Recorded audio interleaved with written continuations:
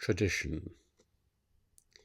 The other day I was invited to a private viewing of some artworks, and there were drinks and talks, and the programme ended with carriages at 8:30. Now this was in central Cambridge, and when I examined as we were going in, I didn't notice many carriages, horse-drawn carriages, though 100 years ago there would have been some, I suppose. And I thought how quaint and Cambridge-ish, and I've noticed this once or twice now. It's just a kind of coy and polite way of saying clear out at 8:30, better than saying we stop at 8:30. But it's also part of a general tendency, particularly in Cambridge, to uphold older traditions, to maintain them in the face of very rapid change. And this has always interested me and a number of anthropologists, and indeed there's a good collection edited by Hobsbawm and Ranger called The Invention of Tradition. And the central theme, which once you realize it is pretty obvious, is that many of the traditions that we abide by, the Queen's coronation or the carols in King's College Chapel or these sorts of things, are invented. They're not entirely invented. They wouldn't really work if there was nothing there for them to go on. The same is the Palio in Italy, the horse race in Italy, which a friend of mine did a study of.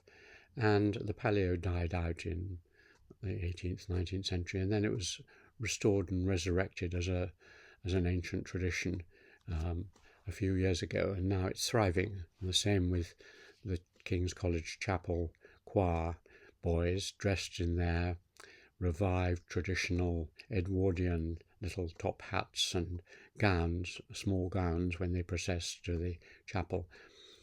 And the music and the words are invented. They were invented in the end of the First World War and then turned into television and radio programs.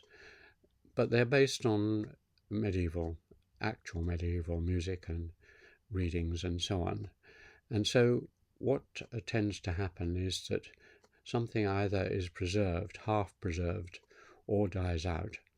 And then people say, oh, look, what a pity, we should have something like that.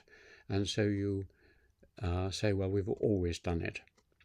And that gives some sense of continuity, because traditions, for most people go through a phase in their life when they want to just destroy traditions and start again and out with the old and so on and so on. And in extreme cases like the Cultural Revolution, all old things should go out. But after the Cultural Revolution ended in China, many of the old traditions came back, and when we go to China, they're playing the Qing and doing calligraphy and going on as they did 200 or 300 years ago.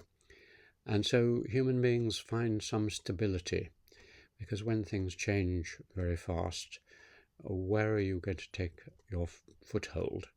And if you've got certain things that are traditional, even a new country like America has its Independence Day and Thanksgiving feasts and so on and so on.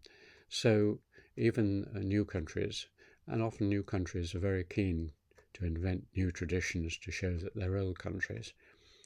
And these kinds of traditions and invention of traditions are something that I do myself. I do every Sunday. I have a special breakfast with boiled eggs and gentleman's relish, and this is a tradition which I'd be unwilling to lose for too long, and the way I do various things and dress up.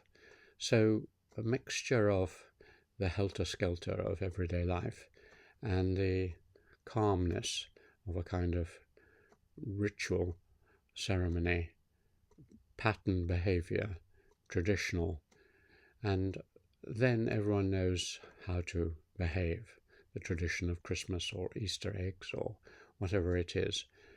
And so they're necessary. They can become stifling for some people and stifling for a culture. But all in all, perhaps as an elderly conservative sort of guy in an ancient traditional-ish society, still with a queen and the rest of it, I'm in favour of tradition.